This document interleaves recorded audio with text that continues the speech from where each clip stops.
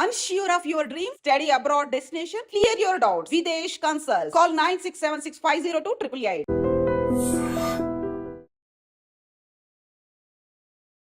Hi hello నమస్తే welcome back to iDream Media. ఈరోజు మనతో ఉన్నారు 30 ఇయర్స్గా లా ప్రాక్టీస్ చేస్తూ ముఖ్యంగా ఇమ్మిగ్రేషన్ మనకి లాయర్గా ఉన్న రాహుల్ రెడ్డి గారు మనతో ఉన్నారు.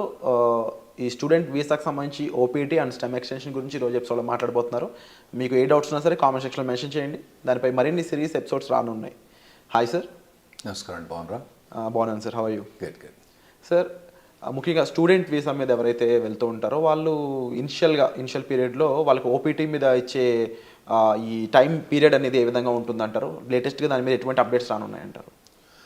ఇప్పుడు నార్మల్గా డిగ్రీ చేసేటప్పుడు కానీ బ్యాచిలర్స్ కానీ మాస్టర్స్ చేయగానే మన పిల్లలు ఎక్కువ మంది మాస్టర్స్ పోతుంటారు కాబట్టి మాస్టర్స్ గురించి ఎక్కువ మాట్లాడదాం. మాస్టర్స్ డిగ్రీ అయిపోయిన తర్వాత వాళ్ళకు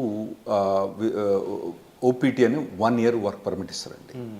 ఆ వర్క్ పర్మిట్ వచ్చినప్పుడు వాళ్ళు కంపల్సరీ వర్క్ చేయాలన్నట్టు. ఓకే. వాళ్ళకు ఒకవేళ జాబ్ రాకపోతే ఆ ఓపీటీ అనేది క్యాన్సిల్ అవుతుంది. వాళ్ళకు ఒక ట్రాకింగ్ సిస్టమ్ ఉంటుంది, సివిస్ ట్రాకింగ్ సిస్టమ్ అని ఉంటుంది అన్నట్టు. ఆ ట్రాకింగ్ సిస్టంలో వాళ్ళు ఇన్ఫామ్ చేయాలి, మీ ఎంప్లాయర్ ఎవరు, ఎక్కడ ఉంటున్నావు నువ్వు, ఇవన్నీ ఇన్ఫామ్ చేయాలన్నట్టు. అయితే ఆ 1 year పీరియడ్లో 90 days అన్ఎంప్లాయ్మెంట్ అలౌడ్ అండి. 90 days వరకు 90 days without employment 90 days unemployment allowed. ఒకవేళ 91 day కనుక వచ్చింది అనుకోండి, ఖతం, సివిల్ సిస్టమ్ నుంచి వన్ కిక్ అవుట్ చేసి పడేస్తారు.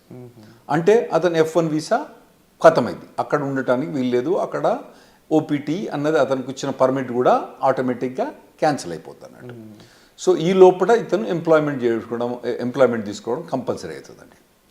సో ఈ లోపు ఎంప్లాయ్మెంట్ వచ్చింది అనుకుందాము, ఆఫ్టర్ 1 year ఆ ఎంప్లాయ్మెంట్ మీద ఎటువంటి ప్రొసీజర్ ఉంటుంది? స్టెమ్ ఎక్స్టెన్షన్ అనేది కంపల్సరీ చేయించుకోవాలి. అసలు స్టెమ్ ఎక్స్టెన్షన్ ఎందుకు చేయించాలంటే?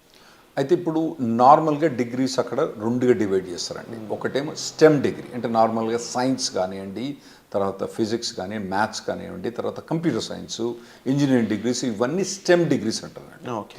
గవర్నమెంట్ అక్కడ పిల్లల్ని స్టెమ్ డిగ్రీస్ చేయడానికి ప్రమోట్ చేయడానికి ఈ స్టెమ్ ఎక్స్టెన్షన్ ఒకటి పెట్టింది అన్నట్టు.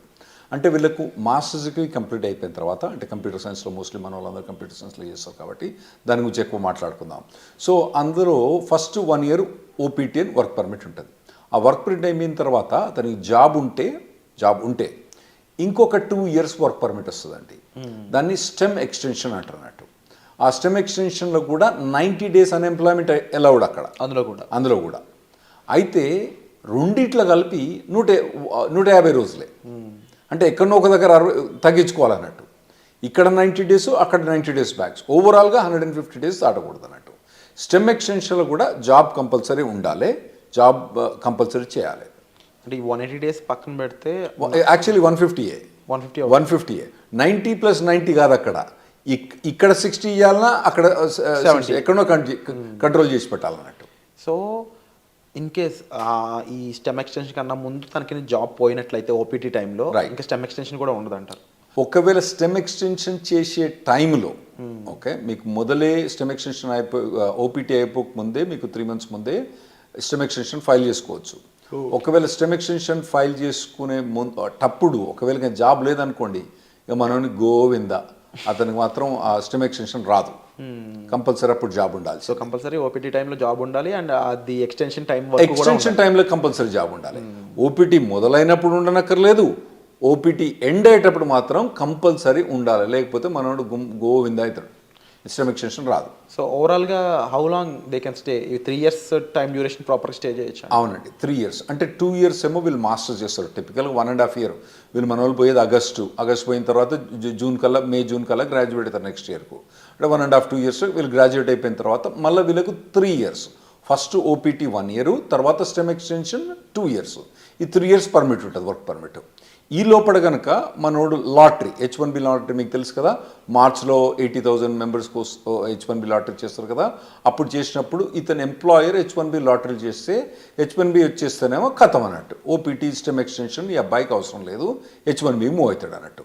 ఒకవేళ రాకపోతే, అప్పుడు కూడా రాకపోతే ఇక మళ్ళా వేరే వీసా పోవడం కానీ లేదా అంటే వెనకకు రావడం కానీ అవసరం పడుతుంది అండి వీళ్ళకు. ఈ ఓపీటీ స్టెమ్ ఓపీటీ రెండు సిమిలర్ అనిపిస్తుంది సార్, డిఫరెన్సెస్ ఏం లేవా ఈ రెండిట్లో? చాలా డిఫరెన్స్ ఉందండి. ఓపీటీ స్టెమ్ ఎక్స్టెన్షన్ చాలా డిఫరెన్స్ ఉంది. ఓపీటీ పీరియడ్లో వాలంటరీ ఎంప్లాయ్మెంట్ అలౌడ్, అంటే internship, unpaid internship allowed. Okay. అంటే ఏదైనా కంపెనీ ద్వారా కానీ ఏదైనా ట్రైనింగ్ ఇస్తాను అనుకోండి, ఈ అబ్బాయి కనుక అక్కడికి పోయి, అబ్బాయి కానీ అమ్మాయి కనుక అక్కడికి పోయి వాళ్ళు ట్రైనింగ్ తీసుకుంటే పని చేయకున్నా కూడా ట్రైనింగ్ తీసుకున్నందుకు దానికి డబ్బులు ఇవ్వరు. ఎందుకంటే ట్రైనింగ్ ఇచ్చేది ఎక్కువ, డబ్బులు ఎందుకు ఇస్తాడు? ఇవ్వడు కదా. ఇవ్వనప్పుడు కూడా ఇతను ఓపీటీ పీరియడ్లో అక్కడ ట్రైనింగ్ తీసుకుంటే అది ఎంప్లాయ్మెంట్ కింద కౌంట్ అవుతుందండి. ఓకే. అదే స్టెమ్ ఎక్స్టెన్షన్కి వచ్చేటప్పుడు కంపల్సరీ పెయిడ్ ఎంప్లాయ్మెంట్ అన్నది అవసరం. ఓపీటీ పీరియడ్లో ఏమో voluntary or unpaid internship allowed, paid allowed, unpaid allowed. కానీ స్టెమ్ ఎక్స్టెన్షన్కి వచ్చేవాడు కంపల్సరీ పెయిడ్ అలౌడ్ అని, కంపల్సరీ పెయిడ్ ఉండాలి. పెయిడ్ లేకపోతే మనోడు బయటపడాల్సి వస్తుంది అన్నట్టు. ఈ అన్ఎంప్లాయ్మెంట్ రూల్ అనేది ఎలా వర్కౌట్ అవుతుంది ఓపీటీలో కానీ స్టెమ్ ఓపీటీలో కానీ? రైట్. ఇప్పుడు ఓపీటీ ఉన్నప్పుడు నేను చెప్పాను కదండి 90 days. ఓకే, 90 daysలో అంటే ఇతను కనుక ఒక 30 days కనుక సేవ్ చేసుకుంటే మళ్ళీ నెక్స్ట్లో కూడా 90 వాడుకోవచ్చు. అంటే ఇక్కడ 60 వాడుకొని మళ్ళీ నెక్స్ట్ 90 వాడుకుంటే బెటర్. ఓకే, కానీ ఇతనికి 90 days దాకా పర్మిట్ ఉంటుంది అన్నట్టు. సో నార్మల్గా వీళ్ళకి ఇంటర్న్షిప్స్ వస్తాయండి బాగానే. లేకపోయినా కానీ మన చాలా కన్సల్టింగ్ కంపెనీస్ ఏం చేస్తారంటే వీళ్ళని ట్రైనింగ్లో పెడతారు బాగా. అంటే పర్టికులర్గా ఏదైనా పర్టికులర్ టెక్నాలజీ ఉందనుకోండి, ఇప్పుడు ఏఐ అనేది బాగా హాట్ టెక్నాలజీ. ఈ పూర్వకాలంలో ఏం చేస్తారు, ఈ పూర్వకాలను తీసుకొని మొత్తం అందరినీ మంచిగా ఒక ట్రైనింగ్ ఇప్పించేసి వాళ్ళకి బాగా పర్టికులర్ దాని మీద ట్రైనింగ్ ఇచ్చి ప్లేస్ చేస్తారు. అంటే ఎంప్లాయర్ కూడా లాభం ఉంటుంది, ఎందుకంటే వీళ్ళు ప్లేస్ చేసినప్పుడు వాళ్ళకి వచ్చే డబ్బులలో వాళ్ళ కమిషన్ ఉంటుంది కదా, అది బాగానే వాళ్ళకు ఉంటుంది కాబట్టి అట్లా చాలా. సో ఓపీటీ పీరియడ్ అన్నప్పుడు నార్మల్గా అయితే మన వాళ్ళు ఎవరికి కూడా ఇబ్బంది ఉండకూడదండి. ట్రైనింగ్ బాగానే ఇస్తారు, ట్రైనింగ్ బాగానే ఇచ్చే కంపెనీలు ఉన్నాయి, వీళ్ళు తీసుకునే కంపెనీ. స్టెమ్ ఎక్స్టెన్షన్కి వచ్చేటప్పుడు మాత్రం ఇబ్బంది అయింది. ఎందుకంటే స్టెమ్ ఎక్స్టెన్షన్ మీద ఉన్నప్పుడు పేమెంట్ అన్నది, పెయిడ్ జాబ్ అన్నది ఉండాలి కదా. అప్పుడు పెయిడ్ జాబ్ ఇంకా లేకపోతే మాత్రం మన వాళ్ళకి ఇబ్బంది అవుతుందండి అప్పుడు. సో ఓపీటీలో టైంలో అన్ఎంప్లాయ్మెంట్ అనేది ఉండకూడదు, అట్లీస్ట్ ఇంటర్న్గానే పనిచేసి ఉండాలి. రైట్. లేకపోతే కంపల్సరీ వెనక్కి రావాల్సిందే తప్ప. రైట్, కంపల్సరీ వెనక్కి రావాల్సిందే. సో ఈ టైంలో అంటే స్టెమ్లో కానీ ఓపీటీ టైంలో కానీ జాబ్ లేకుండా ఉన్న పర్సన్ లీగల్గా స్టే చేయడానికి ఏమైనా ఆప్షన్స్ ఉన్నాయి? అంటే నేను చెప్పినా కదండి, మొత్తం టోటల్గా 150 days అలౌడ్. ఫస్ట్ దాంట్లో 90 చేస్తే నెక్స్ట్ 60, ఫస్ట్ దాంట్లో 60 చేస్తే నెక్స్ట్ 90. ఏ దాంట్లో కూడా 90 కన్నా ఎక్కువ చేయరాదు అన్నట్టు. అంత మటుకు అన్ఎంప్లాయ్మెంట్ అలౌడ్. ఫస్ట్ ఓపీటీ పీరియడ్లో మీకు stem voluntary unpaid internship allowed, stem extension allowed కాదు. సో మీరు అన్నది కరెక్ట్. ఒకవేళ కనుక ఆ 150 days కూడా క్రాస్ అయితే అతను లీగల్ స్టేటస్ పోద్ది. ఇవన్నీ ఇన్ఫర్మేషన్ ట్రాకింగ్ ఎక్కడ ఉంటుంది అంటే సివిల్ సిస్టంలో ట్రాకింగ్ ఉంటుంది అన్నట్టు. వాళ్ళు ట్రాక్ చేస్తూ ఉంటారు అన్నట్టు. ఇవన్నీ వీళ్ళు చెప్పాలి, పిల్లలు పోయి వాలంటీర్గా నాకు జాబ్ పోయింది పోలేదని. అందులో కూడా ఇన్వెస్టిగేషన్స్ అవుతా ఉంటాయి అప్పుడప్పుడు. ఒకవేళ మనోడు జాబ్ చేస్తాడనుకోండి, జాబ్ పోయిందనుకోండి, వీడు చెప్పలేదనుకోండి, దెన్ అతనికి ప్రాబ్లం రావచ్చు. ఇంకోటి ఏంటంటే కంపెనీ కూడా ఇన్ఫార్మ్ చేస్తుంది కాలేజ్కు, అరే నాయన మా దగ్గర పనిచేస్తాడు కానీ ఇప్పుడు వీడు మా దగ్గర లేడు అని చెప్పి వాళ్ళు కంపెనీకి ఇన్ఫార్మ్ చేస్తారు, మన యూనివర్సిటీకి ఇన్ఫార్మ్ చేస్తే వీళ్ళని టర్మినేట్ అయిపోతారు అన్నట్టు. సో ఆ పీరియడ్లో ఎంప్లాయ్మెంట్ అనేది చాలా అవసరం అండి.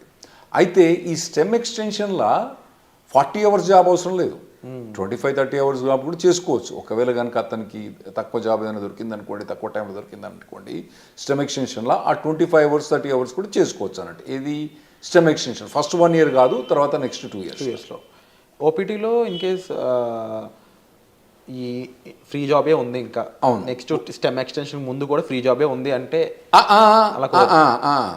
ఓపీటీ నుంచి స్టెమ్ ఎక్స్టెన్షన్ పోయేటప్పుడు ఆ స్టెమ్ ఎక్స్టెన్షన్ జాబ్ అన్నది కంపల్సరీ పెయిడ్ జాబ్ ఉండాలి, లేకపోతే యుఎస్సిఎస్ పర్మిషన్ ఇవ్వదు, స్టెమ్ ఎక్స్టెన్షన్ ఇవ్వదు. సో లీగల్గా వీళ్ళు ఎలాంటి అప్లై చేయొచ్చు? ఫర్ ఎగ్జాంపుల్ అప్పటికి జాబ్ ఫైండ్ అవుట్ చేయకపోతే లీగల్గా ఇంకేం చేయలేరు అంటారా? అవునండి. స్టెమ్ ఎక్స్టెన్షన్ అప్పుడు కనుక ఒకవేళ కనుక ఫస్ట్ 1 yearలోనేమో వీళ్ళకి ఇంటర్న్షిప్ జాబ్స్ ట్రైనింగ్స్ బాగానే ఉంటుంది. ఆ తర్వాత కనుక వీళ్ళకు ఒకవేళ కనుక పెయిడ్ జాబ్స్ కనుక దొరకకపోతే ఖతం. సో వీసా చేంజ్ అవ్వడం లాంటి ప్రొసీజర్ ఏమైనా ఫాలో అవ్వచ్చు? అవునండి. అప్పుడు వాళ్ళు B2కు చేంజ్ ఆఫ్ స్టేటస్ ఫాలో కావచ్చు, లేదంటే మళ్ళీ కాలేజ్ పోయి ఇంకో మాస్టర్స్ డిగ్రీ చేయొచ్చు, మళ్ళీ లేదంటే డాక్టరేట్ డిగ్రీ చేయొచ్చు, లేదంటే వాళ్ళకు ఒకవేళ H4 ఆప్షన్ ఉంటే H4 చేయొచ్చు, లేదా ఇండియాకి రావాలన్నా ఇండియాకి రావచ్చు, లేదా కెనడాకి పోవన్నా కెనడాకి పోవచ్చు. సో అప్పుడప్పుడు మన వాళ్ళు జనాలు వచ్చి చెప్తా అంటారు, నేను 2 మాస్టర్స్ డిగ్రీ చేసిన 3 మాస్టర్స్ డిగ్రీ చేసిన అంటారు.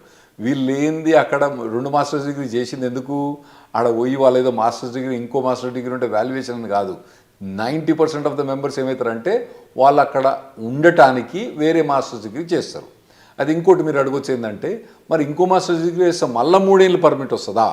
గ్రేస్ పీరియడ్స్ ఎలా ఉంటాయి అసలు? ఒక లెవెల్ ఆఫ్ డిగ్రీకి ఒక ఓపీటీ, ఒక స్టెమ్ ఎక్స్టెన్షన్, ఇంకో లెవెల్ ఆఫ్ డిగ్రీకి ఒక ఓపీటీ, ఒక స్టెమ్ ఎక్స్టెన్షన్. అంటే బ్యాచిలర్స్ డిగ్రీకి ఓపీటీ స్టెమ్ ఎక్స్టెన్షన్ ఉంటుంది, మాస్టర్స్ డిగ్రీకి ఓపీటీ స్టెమ్ ఎక్స్టెన్షన్ ఉంటుంది, మళ్ళీ డాక్టరేట్ డిగ్రీ ఉంటుంది. మనోళ్ళు చాలా మంది పోయేది మాస్టర్స్ డిగ్రీకి, కాబట్టి వాళ్ళు మాస్టర్స్ డిగ్రీ చేసినప్పుడు ఒక ఓపీటీ, ఒకటి స్టెమ్ ఎక్స్టెన్షన్, అంటే 3 ఏళ్ళు వర్క్ పర్మిట్ ఉంటుంది. ఈ లోపల కనుక వాళ్ళకు జాబ్ పోతే వాళ్ళు మళ్ళీ వేరే మాస్టర్స్ జాయిన్ అయ్యి మళ్ళీ మాస్టర్స్ తీసుకుంటే మళ్ళీ ఓపీటీ అన్నది రాదు. ఓవరాల్గా మాస్టర్స్ అనేది ఒకే ఓపీటీ, ఒకటే మళ్ళీ మాస్టర్ చేసి ప్రతిసారి మాస్టర్ చేసినప్పుడల్లా ఓపీటీ మళ్ళీ అది వస్తుందా? రాదు. అండ్ ఇన్ కేస్ జాబ్ వచ్చాక జాబ్ ఛాలెంజెస్ అనేవి ఏ విధంగా ఉంటాయి వీళ్ళకి? ఉంటాయండి, జాబ్ ఛాలెంజెస్ బాగా టఫ్గా ఉంటాయి. ఎందుకంటే వీళ్ళు నార్మల్గా కన్సల్టింగ్ కంపెనీ ద్వారా పోతారు కాబట్టి వీళ్ళకి జాబ్ డ్యూటీస్ హెవీగా ఉంటాయి, జాబ్ ఛాలెంజెస్ ఉంటాయి. నేను నార్మల్గా స్టూడెంట్స్కి ఏం చెప్తా అంటే, ఇక్కడ మీరు ఇంజనీరింగ్ చేసేటప్పుడు, ఇండియాలో ఇంజనీరింగ్ చేసేటప్పుడు మీరు ఇంటర్న్షిప్స్ చేయండి. వేరే కంపెనీస్లలో, సాఫ్ట్వేర్ కంపెనీస్లో ఇంటర్న్షిప్ చేయండి. ఇక్కడ నాకు తెలిసి ఇక్కడ చాలా software companies they are ready to take ఈ ఇంటర్న్స్ తీసుకుంటాను రెడీ ఉంటారండి. ఇంటర్న్షిప్ చేయండి, తర్వాత పర్టికులర్గా ఏ సాఫ్ట్వేర్ మీద కానీ ట్రైనింగ్ చేయండి, మోడల్ ప్రాజెక్ట్స్ చేయండి. ఇటువంటివన్నీ మీరు ఫస్ట్ ఇయర్ నుంచి చేసుకుంటే రావాలన్నట్టు. అంటే ఎలాంటి ఇండస్ట్రీస్ మోస్ట్లీ ఓపీటీని స్టెమ్ని ఎక్కువ రిక్రూట్ చేసుకుంటాయంటే? ఇప్పుడు అంటే మన వాళ్ళందరూ ఐటీలో పోతుండ్రు కాబట్టి ఐటీ ఇండస్ట్రీ గురించే మనకి ఎక్కువ ఉంటాయి. అంటే వేరే ఇండస్ట్రీ అంత మెచ్యూర్ కాలే. ఇప్పుడు వేరే మెకానికల్ ఇంజనీర్ కానీ, సివిల్ ఇంజనీర్ కానీ వీళ్ళకి పోతే వీళ్ళకు ఓపీటీ మీద జాబ్ కానీ, మెకానికల్ ఇంజనీర్ వాటి మీద ఓపీటీ స్టెమిషన్ చాలా కష్టమైంది అబ్బాయిలకు వాళ్ళకు. అదే ఐటీలో పోయిన వాళ్ళకి ఏంటంటే వీళ్ళకి ఒక పాత్వే ఉన్నది ఆల్రెడీ. చాలా మటుకు జాబ్ ఆపర్చునిటీస్ బాగానే ఉన్నాయి. కాకపోతే మన పిల్లలు ఏం చేయాలంటే మొదటి నుంచే వీళ్ళు ట్రైన్ కావాలి. ఏదైనా పర్టికులర్ టెక్నాలజీ ఎంచుకొని వీళ్ళు ఫస్ట్ ఇయర్ బ్యాచిలర్స్ డిగ్రీ కానీ, సెకండ్ ఇయర్ బ్యాచిలర్స్ డిగ్రీ కానిచ్చి అప్పటి నుంచి ఏదైనా టెక్నాలజీ ఎంచుకొని పోవాలి. తర్వాత ఏంటంటే మధ్యలో టెక్నాలజీ చేంజ్ అయింది అనుకోండి, చేంజ్ కావాలి దానికి టెక్నాలజీ. ఎందుకంటే టెక్నాలజీ ఎంత ఫాస్ట్గా చేంజ్ అవుతుందంటే, ఆర్టిఫిషియల్ ఇంటెలిజెన్స్ ఏంటంటే 3 ఏళ్ల కింద దాని పేరేం లేదు, నవిడియా పేరేం లేదు. ఇప్పుడు అది number 1 company in the world అయిపోయింది. సో అట్లా టెక్నాలజీస్ అన్ని ఇప్పుడు అందరూ ఎవ్వరు కూడా ఆర్టిఫిషియల్ ఇంటెలిజెన్స్ అంటున్నారు అన్నట్టు. అది కొన్ని కంపెనీస్ పనిచేస్తూ చెప్తారు, మాకు అసలు ఆర్టిఫిషియల్ ఇంటెలిజెన్స్ అవసరం లేదు, కానీ మా కంపెనీలో ఎందుకు హైర్ చేస్తున్నారో లేదు, వాడు రెజ్యూమ్ మీద ఆర్టిఫిషియల్ ఇంటెలిజెన్స్ బెటర్, వానికి ఒక ఏదైనా కోర్స్ కానీ, ఏదైనా ఒక 5 months ఎంప్లాయ్మెంట్ కానీ, ఇంటర్న్షిప్ కానీ ఉంటే తీసేసుకుంటారు మా దగ్గర అని చెప్తాను వాళ్ళు. సో అటువంటి హాట్ టెక్నాలజీస్ ఉన్న వాళ్ళు వీళ్ళు చూస్ చేసుకోవడం బెటర్. కాకపోతే కొద్దిగా మొదటి నుంచి కూడా ఒకవేళ, ఎందుకంటే ఇప్పుడు ఏఐ అంటున్నారు, అంతకుముందు డేటా సైన్స్ అన్నారు, రేపు ఇంకోటి అంటారు. సో ఇటువంటి ఏ ఒక్క టెక్నాలజీ కూడా ఒక పర్సన్ ట్రైన్ అయితే ఆ టెక్నాలజీ మారినప్పుడు ఈజీగానే అడాప్ట్ అయిపోతారు. నువ్వు ఉట్టిగానే కూర్చొని 4 ఏళ్ళు ఏం పని చేయకుండా, ఆ తర్వాత నువ్వు మాస్టర్స్ డిగ్రీ చేసేటప్పుడు కూడా ఏం ట్రైనింగ్ తీసుకోకుండా చక్కగా నువ్వు పోయి మాస్టర్ డిగ్రీ అయిపోయిన తర్వాత నువ్వు ఓపీటీకి పర్మిషన్ ఇచ్చి ఆడ పోయి జాబ్ ఏమంటే అప్పుడు కష్టమైంది. ఇప్పటి నుంచి మీరు బిల్డప్ చేసుకుంటూ పోవాలన్నట్టు. ఇవి చాలా కాంపిటేటివ్గా ఉంటాయి ఓపీటీ స్టెమ్లో కూడా. అట్ ది సేమ్ టైం వీట ఈ డౌన్ టర్న్స్, ముఖ్యంగా లే ఆఫ్స్ కానీ అవి ఎంత ఇంపాక్ట్ చేస్తాయంటారు ఓపీటీ వాళ్ళని? బాగుంటాయి, ఓపీటీ మీద ఇంపాక్ట్ బాగుంటుంది. ఫస్ట్ ఒకటి మీరు అర్థం చేసుకోవాలి, శాలరీస్ ఎట్లున్నాయి వీళ్ళవి. యుఎస్ శాలరీస్ 80 లక్షలు 90 లక్షలు ఉన్నది. ఏది ఓపీటీ స్టెమ్ ఎక్స్టెన్షన్ కూడా 80 లక్షలు 90 లక్షల నుంచి మొదలైతే వాళ్ళకి శాలరీస్. సో మనకి ఇక్కడ ఇండియాలో ఏంది, మీరు పెద్ద పెద్ద కంపెనీలు పోయినా అనుకోండి, అది వెరీ సర్ప్రైజ్. గూగుల్ అటువంటి కంపెనీస్లలో, అంటే నేను పర్టికులర్ గూగుల్ అని చెప్పాను, వేరే కంపెనీస్లో శాలరీ చూస్తే వాళ్ళకి ఏంది నెలకు 30,000, నెలకు 25,000, అంటే దాదాపుగా 4 లక్షలు 5 లక్షల ప్యాకేజ్ కూడా మా ఎక్కువ ఇక్కడ. ఏది ఎంట్రీ లెవెల్లో, అక్కడ 80 లక్షల నుంచి 90 లక్షల దాకా ప్యాకేజ్ ఉంది అక్కడ. అయితే అట్లా ప్యాకేజ్ ఉన్నప్పుడు ఇక్కడ వీనికేమో 5 లక్షలు వస్తా అంటే నీకు ఆడేమో 80 లక్షలు ఇస్తాను అంటే నీ పెర్ఫార్మెన్స్ ఎట్లా ఉండాలి? You have to be at least 10 times better than the guy who's working here. నువ్వు ఉన్నావా లేదా 10 times? లేనప్పుడు నువ్వు షార్ప్మెంట్ స్కిల్ చేసుకోవాలి. నువ్వు అట్లా ఆలోచించాలి. ఇక్కడ వచ్చినానికేమో 5 లక్షలు, నీకేమో 80 లక్షలు, అంటే నీది కనీసం 10 రెట్లు ఎక్కువ ఉండాలి నీ పెర్ఫార్మెన్స్. అంటే 10 రెట్లు ఎక్కువ ఉండాలంటే నువ్వు షార్ప్ అని చేసుకోవాలి. Unit be fit for it. అక్కడ పోయి నేను మాస్టర్స్ అయిపోయిన తర్వాత అప్పుడు నేను నేర్చుకుంటా అంటే ఇప్పుడున్న పరిస్థితిలో మాత్రం నడవదు. 100% కరెక్ట్ సార్, డెఫినెట్లీ మీరు చెప్పిన విషయాలన్నీ కూడా. అండ్ ముఖ్యంగా ఓపీటీ స్టెమ్లో స్టూడెంట్ సిచ్యువేషన్ ఏ విధంగా ఉంటుంది, టైం పీరియడ్ ఎలా ఉంటుంది, గ్రేస్ పీరియడ్స్ అండ్ రాకపోతే ఏంటి పరిస్థితి, ఈ విషయాలన్నీ విన్నారు కదా. అలాగే H1B లాటరీ పరిస్థితుల్లోనూ ఆఫ్టర్ జాబ్ వచ్చాక లైక్లీ ఎఫెక్ట్స్ ఏమేమి ఉంటాయి అనేది వచ్చే ఎపిసోడ్లో చూద్దాం. So stay tuned. Thank you so much for information. Thanks.